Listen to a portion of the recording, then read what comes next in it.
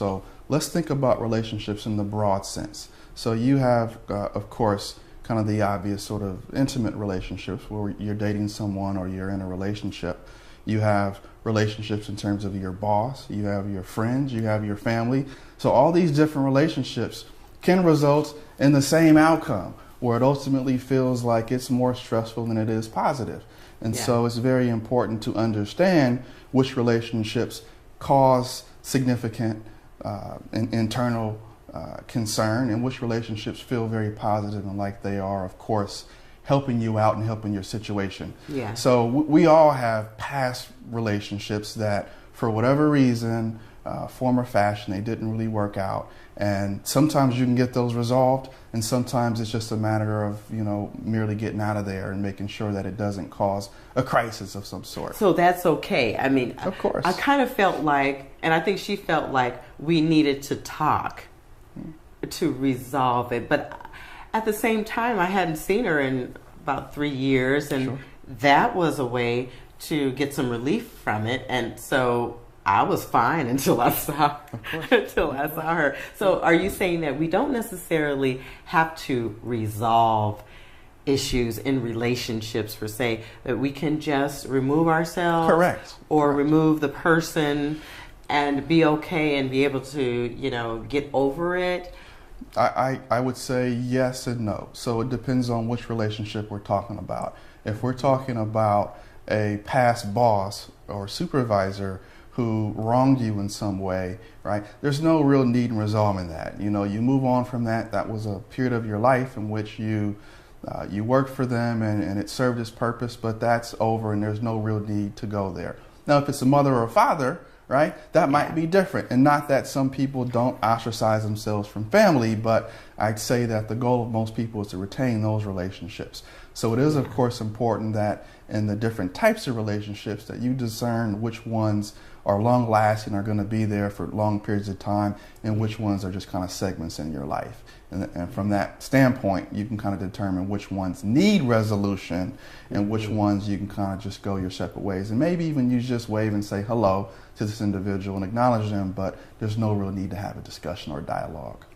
Well, thank you for that, because that, in fact, is where I was. She stopped me at the door before I could make it out of the building, and she said, we need to talk. And I said, no, I'm sorry, this is not the time or place. Of course. And so that's very appropriate. I'm not going to talk right now. Sure. And I just went about my way. I felt a little guilty about it, but I thought that was the best way to resolve that myself. Sure. I'm comfortable with that. And just to kind of paint the picture here, there's no one cookie cutter approach that's going to be perfect for any situation. In that situation you described, you're in public. Of course, having a dialogue, if it was like in a personal sort of space, maybe that's appropriate, but you were there with your significant other, and so my new boyfriend. There you go. So what's the real purpose of attempting to resolve things with him standing there as well? So that's kind of what I mean by, you have to really figure out what situations are appropriate. So let's get a little more specific now.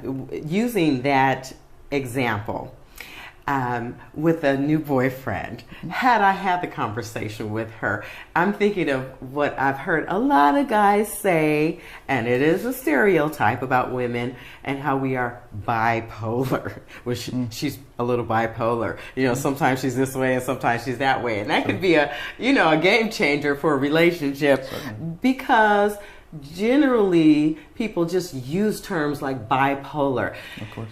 Let's define what bipolar means. I think it's really important to talk about that particular disorder because that's one that is stigmatized and it's misinformation in general, right? You got that, guys? Misinformation. For sure. Say that. So the public likes to think of bipolar, or lay people like to think of bipolar disorder as you go from being happy to some other negative emotion in a short period of time, right? And so that's essentially what people use as you're bipolar. Maybe you were just fine and content, and then some stressor you were exposed to, and now you're maybe appearing to be depressed.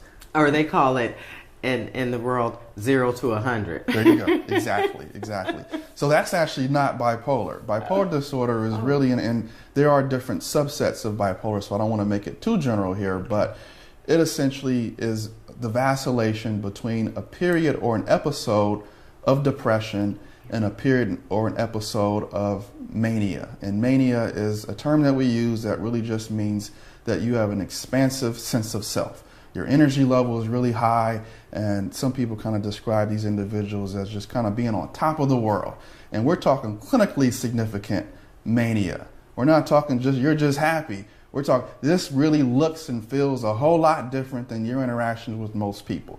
Now, when you talk about clinical significance, are you talking about the physiology changing? Are you talking about the actual way it looks, the blood pressure, and all of the or chemical changes? Sure. Good question. So what I mean by clinically significant is really this is just so rare that it falls outside of normality, right? And so we all at some point in time have experienced some level of a depressive symptom, right? Like someone passes away, or you lose your job, or something happens that ultimately makes you not feel so good.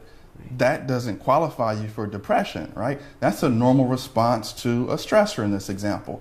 But clinically significant depression really means that you fit the diagnostic criteria, which is really laid out in our Diagnostic and Statistical Manual of Mental Disorders. You meet the criteria for it, and there's a lot of different symptoms you have to meet. And so we just have to really be careful when we place a label on someone, whether it be bipolar or schizophrenic or whatever, because that pretty much just maintains a stigma as opposed to letting an individual understand that they're going through something, but it may not be significant enough to call it something that they need help for. I have to admit to you now, just as you described the criteria and it being laid out, and I guess there are different levels of abnormality, or that kind of frightens me. It made me feel like there's some standards that have been put into place, and to me, I just don't feel like I'm the standard. Like I'm not going to fit into the norms of what the doctors think are normal. I mean, historically, the African American community we've been made to believe certain things, but personally speaking,